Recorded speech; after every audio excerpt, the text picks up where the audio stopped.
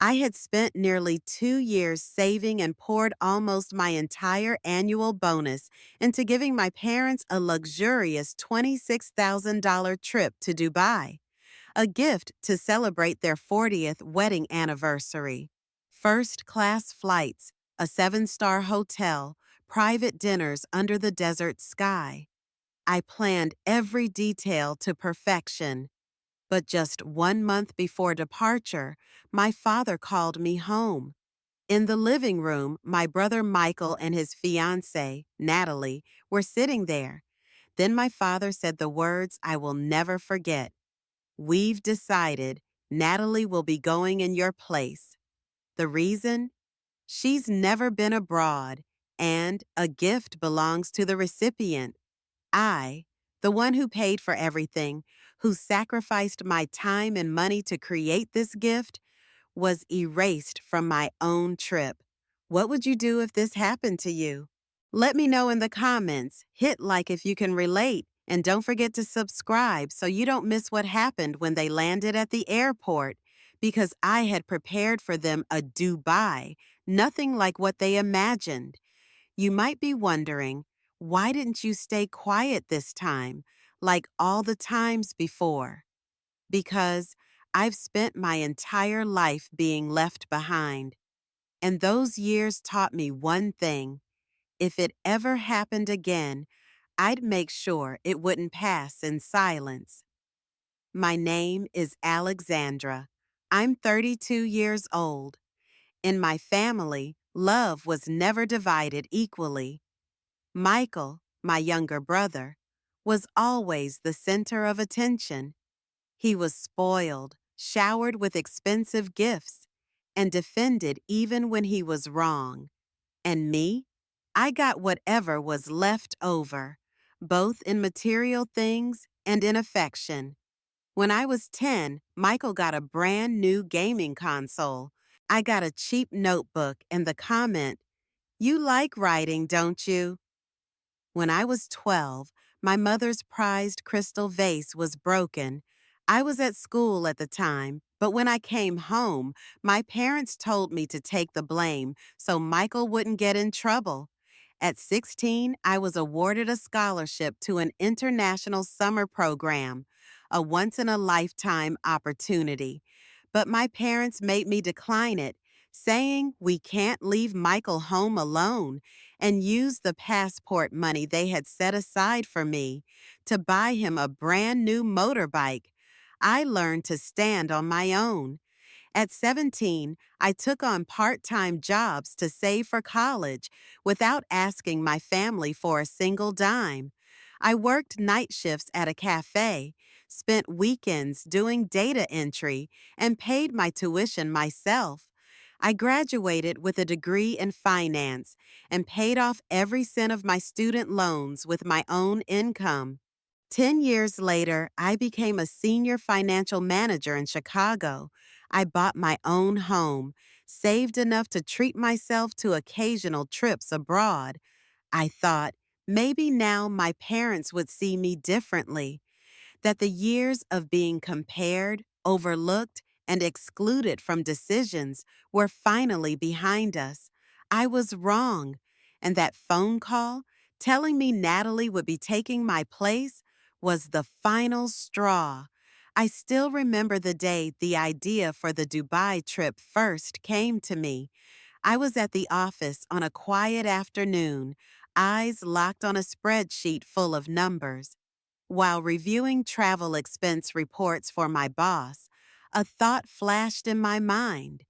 In less than a year, it would be my parents' 40th wedding anniversary. Despite the distance and favoritism in my family, 40 years of marriage was still a milestone worth honoring. I wanted to do something truly special, not just a dinner or a physical gift, but an experience they would remember forever. My parents had never left the United States. My father always said international travel was too expensive and troublesome, while my mother would occasionally express a wish to see the world, then fall silent, knowing it was just a distant dream. And I thought, If I had the chance to take them somewhere modern, luxurious, and rich in culture, Dubai was the perfect choice. From that moment, I began planning. Days were spent at the office, nights researching. I compared airlines, hotels, and unique activities. I wanted everything to be the best. First class Emirates tickets, a suite at the seven-star Burj Al Arab, a private desert dinner with traditional music, a private yacht around Palm Jumeirah, and even a personal stylist at the Dubai Mall so my mother could have an unforgettable shopping experience.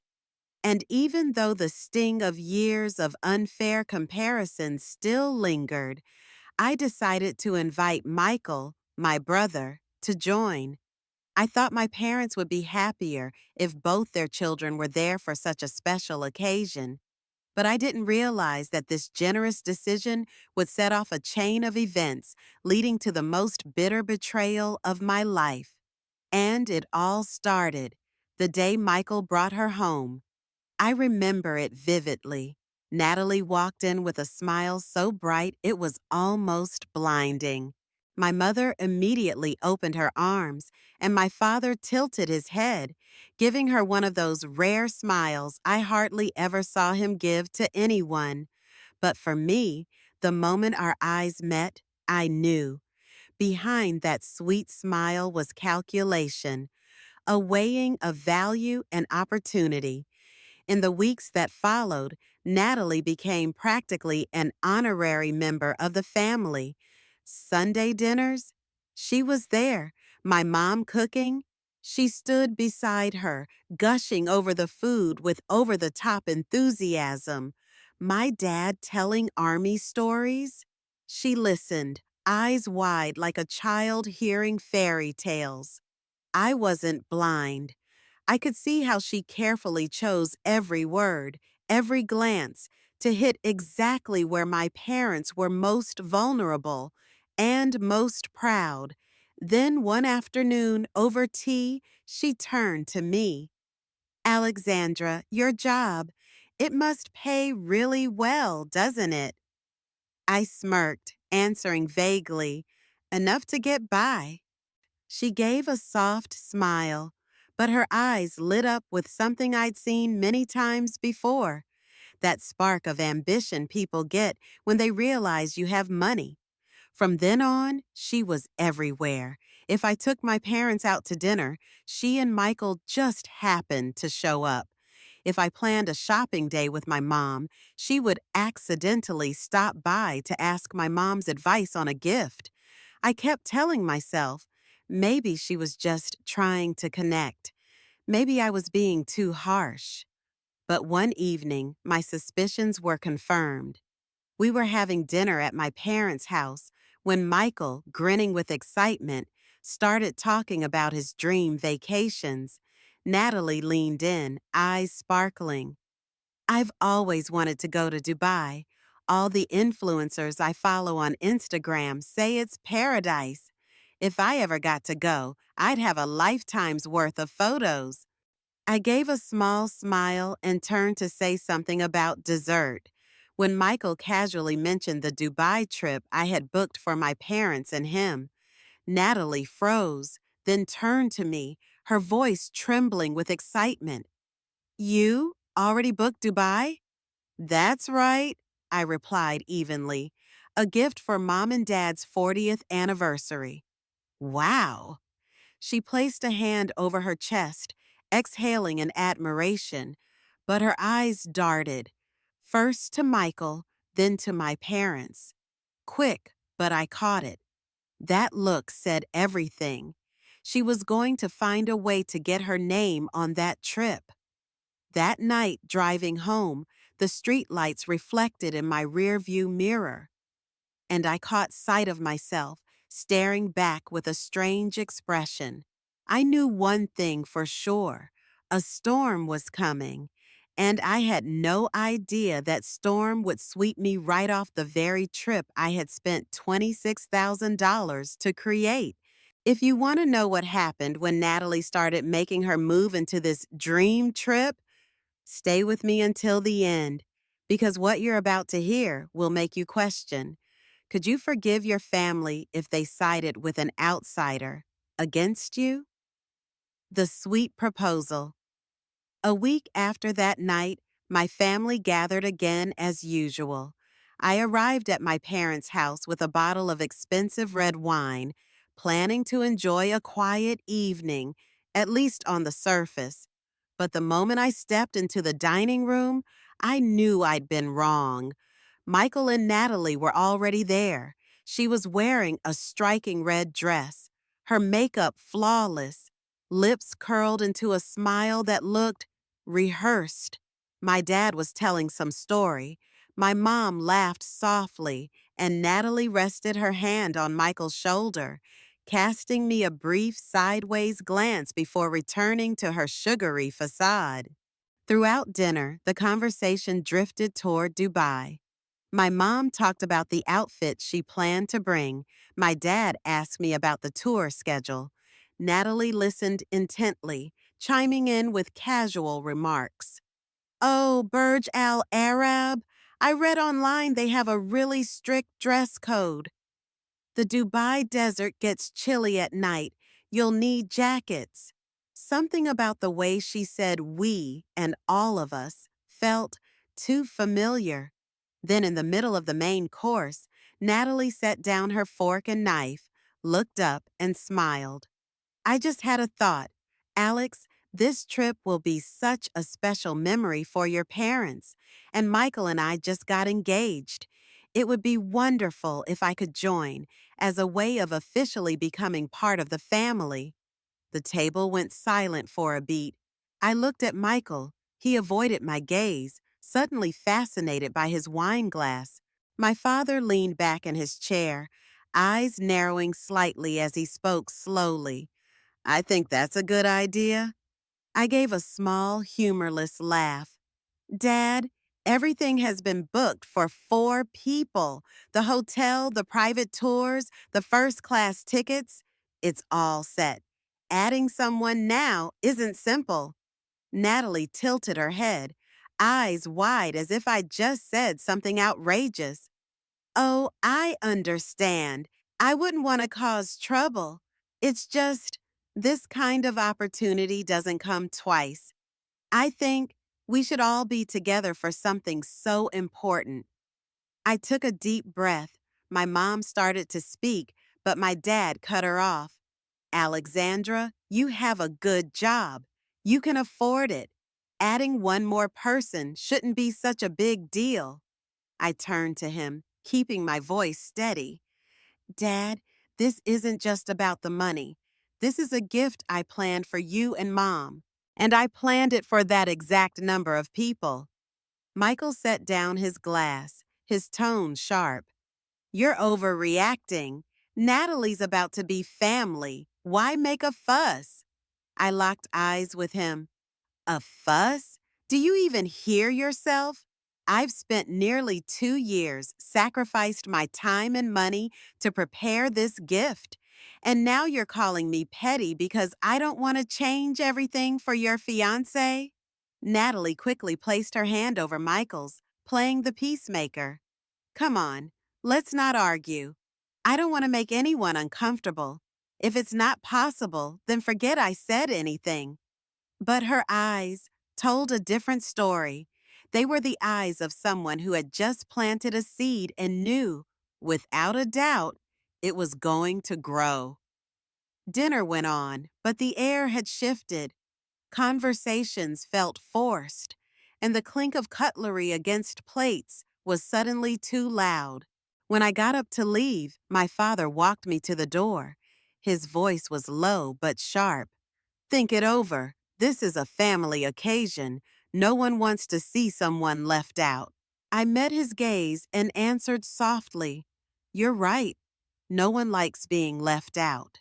Then I turned and walked away, leaving him standing there. What I didn't know was that just weeks later, this would turn into the biggest betrayal I had ever experienced. carried out by the very people I called family. The family meeting that changed everything. 1 month before the trip, I got a call from my father. His voice wasn't raised, but each word was clipped and deliberate, more like an order than a request. Alexandra, be at the house at 6 tonight. We need to talk about Dubai. I froze in the middle of my office, coffee cup still in hand. My heart tightened. My gut told me this wasn't going to be good. When I arrived, the sky was fading into dusk. Warm yellow light from the living room spilled across the porch, casting uneasy shadows. My mother opened the door. She didn't meet my eyes, just gave a strained smile. Come in, everyone's waiting. Inside, my father sat upright in his armchair, like he was presiding over a board meeting. Michael was on the couch, and next to him, of course, was Natalie, looking perfectly at ease, like she owned the place. My father nodded toward the chair opposite him. Sit, I did, keeping my expression calm. What's this about? He clasped his hands, his gaze steady on mine. We've thought it over and decided Dubai should be a chance for the family to truly bond.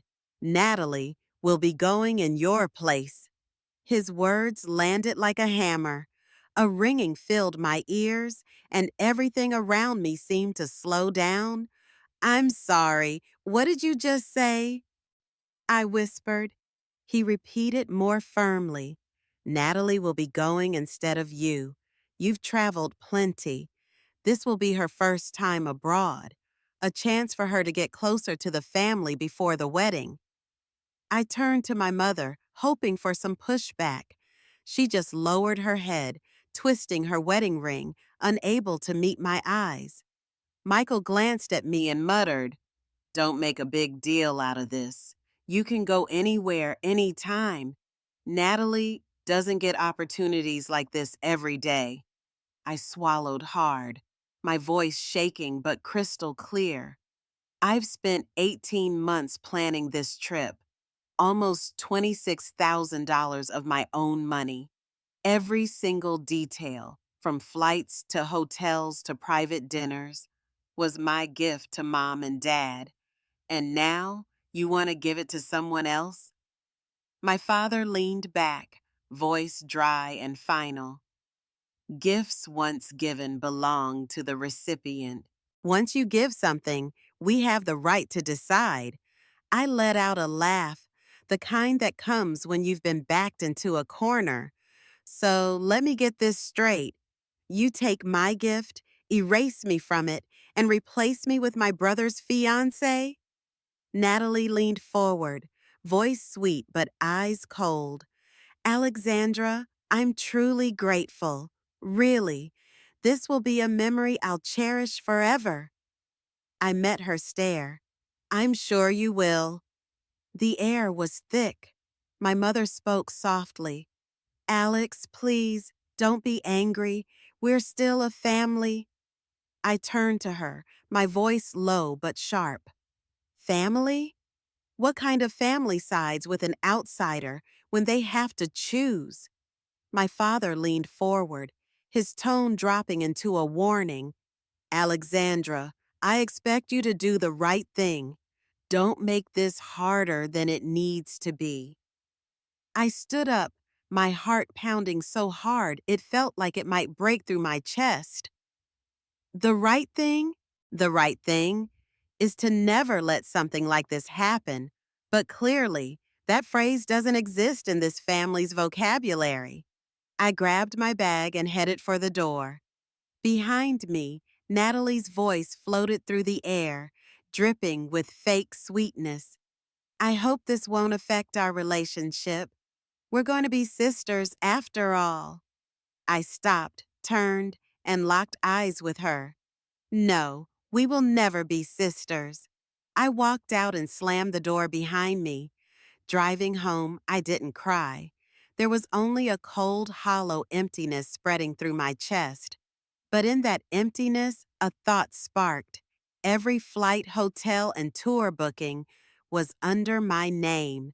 And in that moment, I knew if they thought they could cut me out of this trip without paying the price, they'd pick the wrong person to betray.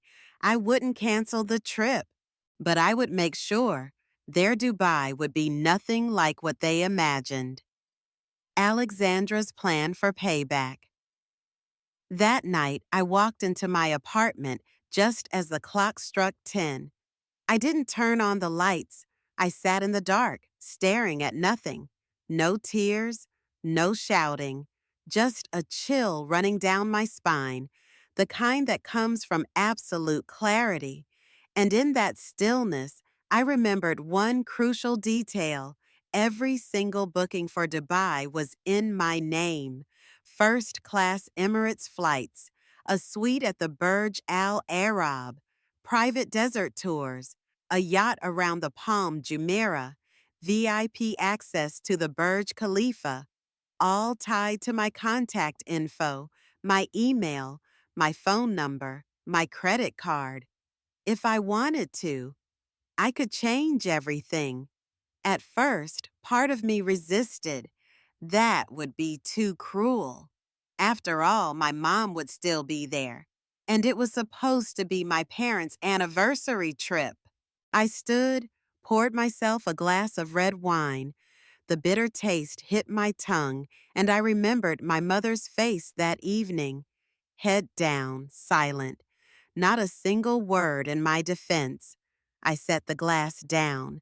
The hesitation was gone. The next morning, I called Sarah, my best friend, the one who had seen my family take advantage of me countless times. Within seconds of hearing my story, she blurted out, "Alex, they can't do that. All the reservations are under your name, right?" "Right. Then you still have full control. Don't cancel. Just make sure they learn their lesson." I was quiet for a moment. Then I smiled. I was thinking the same thing. That same day, I called Melissa, the travel agent who had helped me plan everything. Her voice was cheerful when she picked up. "Alexandra, ready for Dubai?" "Actually, Melissa, I need to make a few changes." I laid out the situation, keeping my tone neutral, my words precise. No emotion, no rambling, just the specifics. Cancel all first-class tickets, rebook an economy. Change the 7-star hotel to a 3-star. In Dara. Dara? Melissa repeated, surprised. That's far from the center and not exactly a luxury vacation spot. Exactly, I replied without hesitation. And the private tours? Cancel them all. Replace with a basic group tour package. Bus transportation, no private guide. I'm guessing that means cancel the yacht and VIP Burj Khalifa access too? Yes, switch to regular tickets and don't reserve a time slot in advance. Melissa hesitated. "Alexandra, these changes will make the trip completely different." "I know. It took us nearly 2 hours to redo everything. The refund from the downgrade was enough for me to immediately book a 7-day Maldives getaway, an overwater villa, private butler, daily spa treatments, and of course, first-class flights. For me, alone. When Melissa sent the confirmation, I stared at the screen, feeling a strange lightness. For the first time in years, I wasn't letting guilt steer my decisions. What I didn't know was that this act of payback would change my family forever. For the next few weeks, I stayed silent. No one in my family asked about the trip, probably because they assumed everything was still exactly as planned. And then the day of departure arrived. I knew their flight time. I knew they'd walk into that airport, brimming with excitement, ready to live their Dubai dream. I pictured it perfectly. them striding up to the first class check-in desk, only for the agent to smile politely and wave them toward economy. I could almost hear the confusion in their voices, see the panic flicker in their eyes when they realized their tickets had been changed. The airport shock. They arrived early, hauling oversized suitcases, dressed to impress as if about to embark on the most luxurious trip of their lives. I could see it in my mind. My mom in her sea blue silk coat, my dad in a light suit, Michael and Natalie hand in hand, wearing smug smiles like they'd already won. They walked straight to Emirates first class check-in, but instead of being ushered into the private area, the agent simply smiled and pointed them toward the economy counter. My dad frowned. There must be some mistake. Our tickets are first class. Alexandra booked everything. The agent tapped a few keys, her smile never faltering. Sir, your tickets are currently booked in economy. There is no first class reservation under your names. If you'd like to upgrade, you can pay the difference here. I could picture the moment. The whole group frozen in place, exchanging awkward glances. Natalie probably already losing her composure, Michael's face turning red with embarrassment. My father isn't the kind of man who's used to being bumped from priority anything. He immediately pulled out his phone and called me. I had just taken a sip of coffee at home when I answered.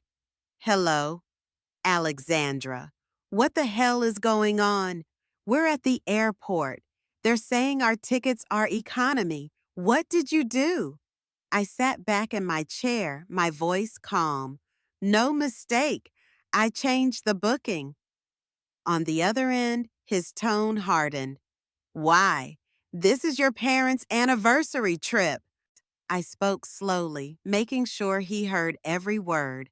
You once said, gifts belong to the recipient. I'm just following that rule. You wanted Natalie to take my place.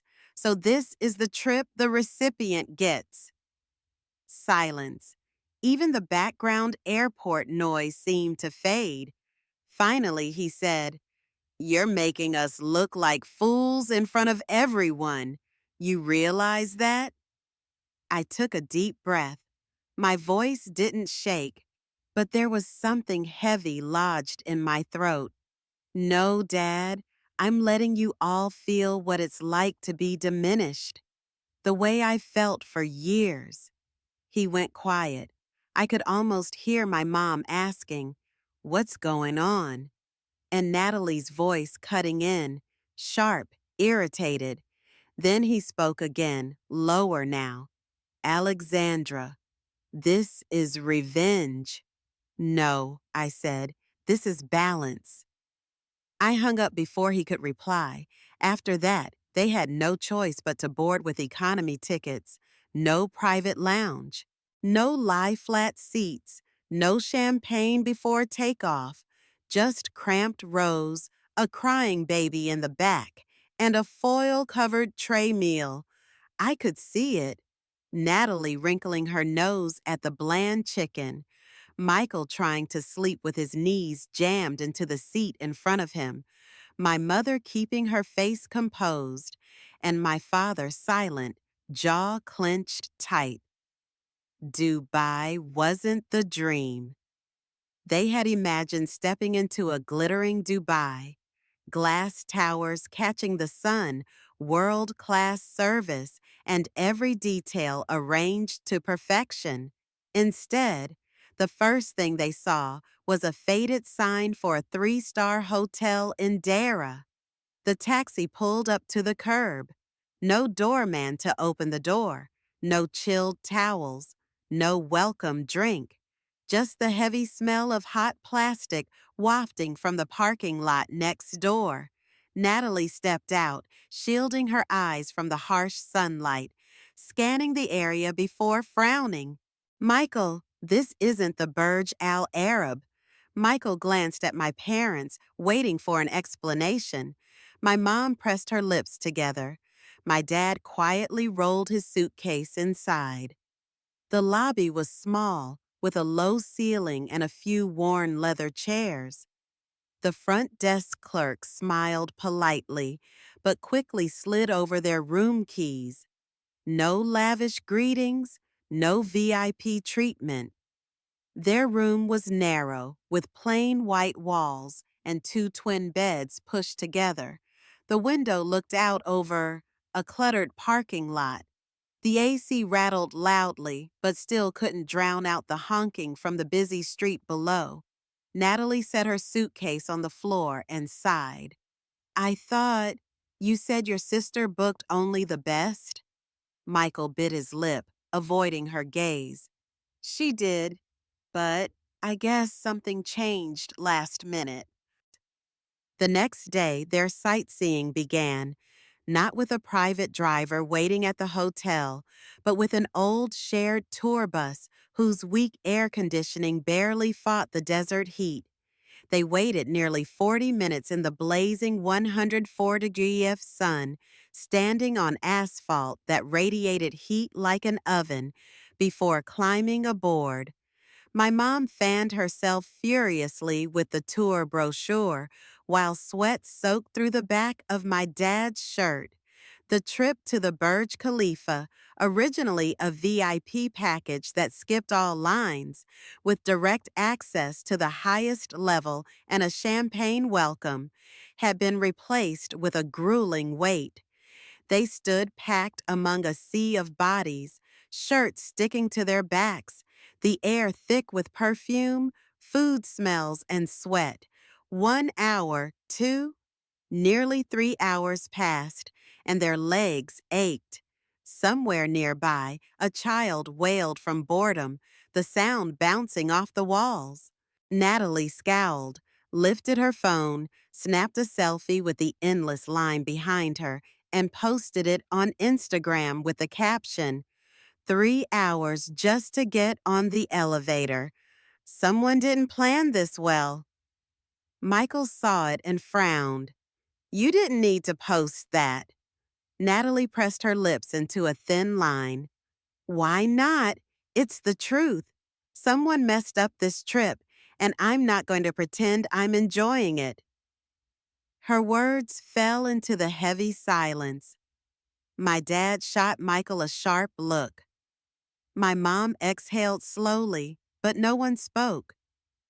When they finally stepped into the elevator, instead of a spacious cabin with limited guests, they were crammed shoulder to shoulder with more than 20 people. The ride to the top of the tallest building in the world, a moment that was supposed to feel magical, was reduced to labored breaths and elbows bumping. And when they reached the observation deck, distant haze clouded the view. No champagne, no VIP welcome.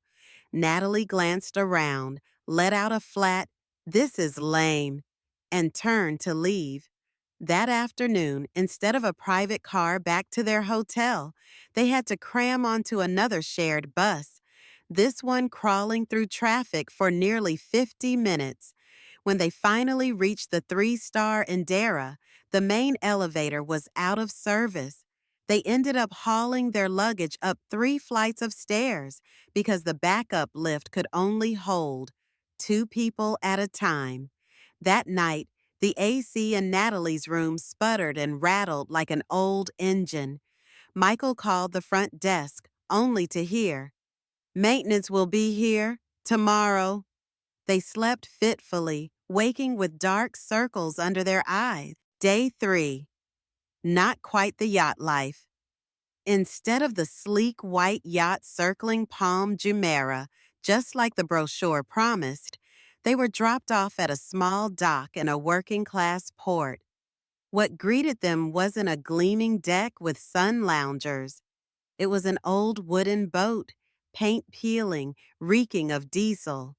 A crew member in a faded t-shirt shouted, "Come on, folks, climb aboard.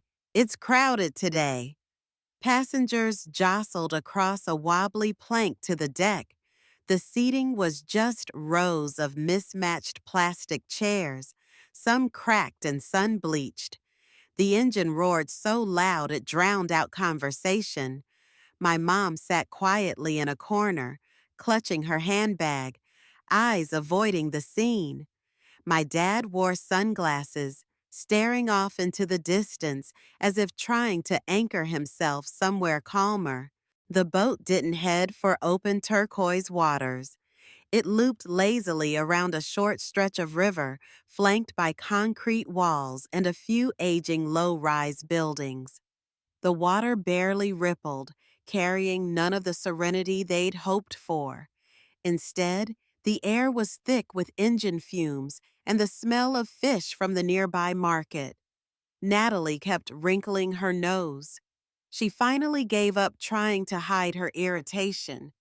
I don't understand. What was your sister thinking booking this? Michael, his voice tinged with fatigue, answered bluntly, She didn't book it. She changed it. Natalie froze, then lowered her voice almost to a mutter. So, on purpose? Michael stayed silent. The engine growled, sunlight bouncing harshly off the water into their faces.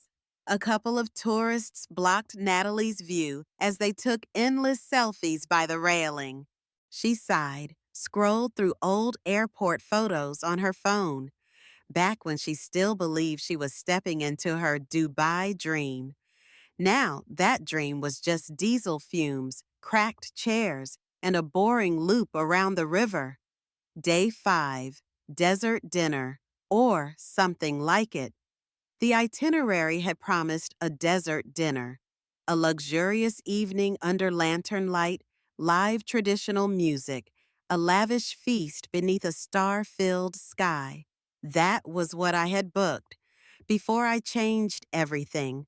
In reality, by the time the tour bus left the city, the sun was already dipping low. They expected to pull up to an upscale desert camp, but instead the bus stopped at a patch of dirt surrounded by a few torn tents and harsh fluorescent floodlights.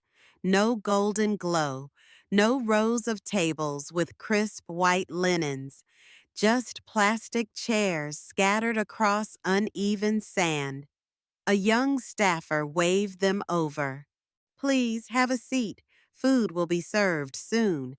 On each plastic table sat metal trays of lukewarm grilled meat, dry flatbread, and a few bowls of wilted salad. Drinks came in cheap plastic bottles, right next to the trash bags. My dad sat down, holding on to his composure, but I could imagine him swallowing a mouthful of dry meat along with his pride. My mom picked at a few bits of salad, avoiding eye contact with Michael and Natalie. Natalie twirled a piece of meat with her fork, then said flatly, This is the desert dinner? Feels more like a picnic in an empty lot. Michael frowned. Just eat. Complaining won't change anything. Natalie gave a thin smile, turning to my mom. What do you think, ma'am? My mom pressed her lips together, staying silent. After dinner, instead of live musicians, a tinny stereo blared music through worn-out speakers. A small troupe of amateur dancers tried to liven the mood, but most guests just stared at their phones. The desert wind blew grit into the food, and a few people swatted sand off their plates. When the show ended, there was no private ride back. They waited nearly 40 minutes for the shared bus to round up all the passengers. By then, the desert air had turned cold. Natalie shivered in her thin jacket, flinching every time the wind cut through. On the ride back, the headlights from the bus washed over a row of tired faces. Michael leaned his head back, eyes closed. Natalie sat rigid, arms crossed, staring straight ahead as if swallowing her anger whole. And somewhere in that heavy silence, they began to understand. This Dubai trip had been completely derailed. No longer a dream vacation. It was a costly lesson. And a warning, there are some people you shouldn't underestimate for too long. I wasn't there in person, but from Michael's clipped texts and Natalie's bitter online posts, I could picture the whole thing. Every day brought a new disappointment. Every destination was a reminder that their dream had been downgraded into something any budget tour could deliver. And in the suffocating Dubai heat, when nothing matched their expectations, the cracks between Michael and Natalie started to widen. That evening, sitting in their modest hotel room, Natalie finally said it outright. Michael, I don't think I can take this anymore. From start to finish, it's all been awful. I don't think your sister wants us to have fun. I think she wants revenge. Michael looked at her, exhausted. Maybe, but you know why? You took her place on this trip. I only accepted your parents' invitation, but you knew exactly who paid for it. Natalie went quiet, not out of guilt, but because she was calculating what she still stood to gain. Day 6, Dubai Mall. The itinerary read shopping at Dubai Mall, a luxury wonderland lined with high-end brands, glowing lights, and soft, elegant background music. Natalie practically lit up at the mention. The moment they walked in, her eyes sparkled, her smile returned. This is the Dubai I imagined, she said, tugging Michael toward Louis Vuitton. Inside, she picked up a cream-colored classic-style handbag with a bold LV logo. Setting it gently on the counter, she turned to Michael. I want this one. Michael glanced at the price tag, 18,000 AED, nearly $5,000. His brow tightened. Natalie, that's over budget. She gave a half laugh, half scoff. Budget? I thought this was supposed to be special. Don't you want me to have something to remember it by? It's not that I don't want to, he said quietly, but you know this trip hasn't gone as planned. Costs changed. I can't. She cut him off, her tone sharpening. Not as planned? Whose fault is that? Your sister. She ruined everything. You've stayed silent while I've suffered all week, and now I can't even get a bag? The sales associate shot them a polite, uncomfortable smile. Michael's face flushed. We'll talk about this later. Don't make a scene here. Why not? Natalie's voice rose, enough for nearby shoppers to glance over. I've made the effort to get close to your family, put up with a cheap hotel, boring tours, bad food. I deserve something in return. From a few feet away, my parents hurried over. My mom gently touched Natalie's arm. Sweetheart, don't draw attention. Natalie jerked her arm back. I just want what I'm owed. If no one can give it, just say so. My father's brow furrowed, his voice low and firm. You should keep your respect in public. The air turned heavy. Michael glanced around, aware of the stranger's eyes on them. He exhaled sharply.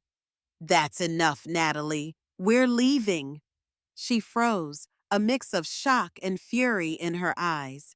You're taking their side, not mine. Michael didn't answer. He turned and walked out, leaving her standing there, clutching the bag she would never buy. That afternoon, they barely spoke. On the flight back to the U.S., Natalie sat one row ahead, headphones in, eyes glued to her phone. When they returned, Michael didn't call me. But weeks later, the news came from my mother. Michael had broken up with Natalie. At Dubai Mall, she'd caused a scene over the bag. My parents had been forced to apologize to the store staff. I just murmured, yeah, no joy, no smug satisfaction, because I knew this wasn't the end. When they came back, my father asked to meet me, alone, and in that quiet room, he said words I never thought I'd hear from him in all my 32 years. The conversation after the trip, a real apology. My father asked to meet me on a quiet weekend afternoon. Not at home, not at some crowded cafe, but in a small conference room at his office. I arrived on time. He was already there, hands clasped, eyes avoiding mine. I sat down across from him. For a few seconds, neither of us spoke. Only the soft hum of the air conditioner filled the silence. Finally, he cleared his throat. Alexandra, I think I owe you an apology. I tilted my head slightly, waiting. His voice was slow, awkward. For the trip, and for the way your mother and I have treated you. He told me that in Dubai, when the itinerary changed, when they had to wait under the scorching heat, when they ate cheap dinners instead of enjoying the luxury they'd envisioned, he finally understood just how special my original plan had been. I looked back at the original schedule. I know how much time, money, and effort you put into creating a dream trip for all of us, and I took that away from you. I listened without any emotional waves, no anger, no joy, just a still lake inside, because those wounds were too old. I was wrong to favor Michael, wrong to assume you'd always quietly accept it, wrong to think that your love for this family could be taken for granted forever. He looked up, meeting my eyes. You made me understand what it feels like to be diminished. And I didn't like it, but I know that's exactly what you've endured for years. I took a deep breath. You know, what I needed wasn't a trip, not first-class tickets, not a seven-star hotel. I needed respect. I needed to be treated as part of this family, not a backup option when it's convenient. He was silent. I continued. I paid for that dream, but you handed it to someone else, and then expected me to smile and congratulate you. No one could be happy in that situation. You asked the impossible. My father nodded slowly, his voice dropping lower. I'm sorry, not just for the trip, but for all the years I've kept you out of important decisions, for making you feel like you weren't important enough. I looked at him. Part of me wanted to forgive. Another part stayed cautious. Forgiveness is easy. Trust is another story. You say that now, but what about next time? Will there be another? He shook his head. There won't be, I promise. Not just because I'm afraid of losing you, but because I've learned once you let someone walk away, it's not easy to get them back. That made it hard to breathe, not from sentiment, but because for the first time, he was speaking to me as an equal, not a child expected to obey. We sat in silence for a while. Then he pulled an envelope from his jacket.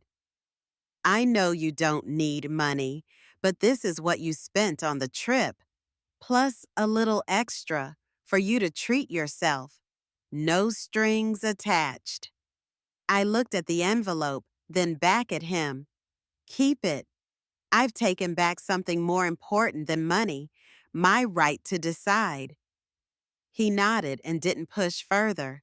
Before I left, he said, Alexandra, thank you for teaching me a lesson. It was expensive, but necessary. I gave a faint smile. No hug, no handshake. We left the room in two different directions. That night, I sat alone in my apartment, looking out at the city lights. I thought about his apology, about his promise to change.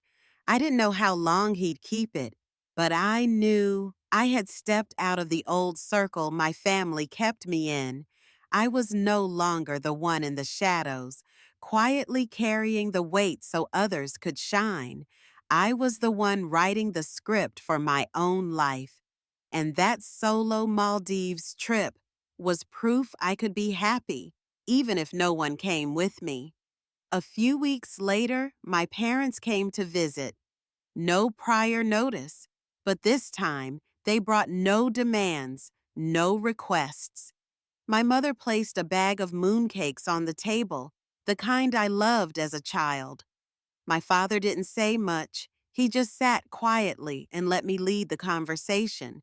We didn't talk about money, family plans, or comparisons between me and Michael.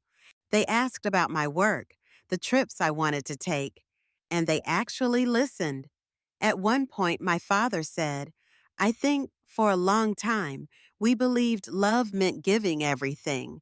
But I've learned sometimes love is knowing when to stop and respecting each other's boundaries. I nodded. No need for more flowery words. From then on, I set clear boundaries. I said no when I felt used. I turned down requests that hurt me, whether they came from family or anyone else. That didn't make me selfish. It made my giving more genuine because I knew it came from choice, not obligation. And I realized sometimes the best way to love your family is to know exactly when to say no. My parents began to change, not perfectly. Old scars and differences still existed, but at least now they respected my voice. Michael started becoming more independent, no longer relying on me or our parents to fix everything. And me, I spent my time on myself, on the trips I dreamed of, and with people who truly valued me. If you've ever been underestimated, if you've ever been treated as the one who will always endure, remember this: you have the right to say no. You have the right to keep what's yours, and you have the right to choose a way of loving that still protects your own dignity. If my story reminds you of your own, share it in the comments. I want to hear from you. Hit that like button so more people can hear this. And don't forget to subscribe with notifications on because who knows? The next story might be yours.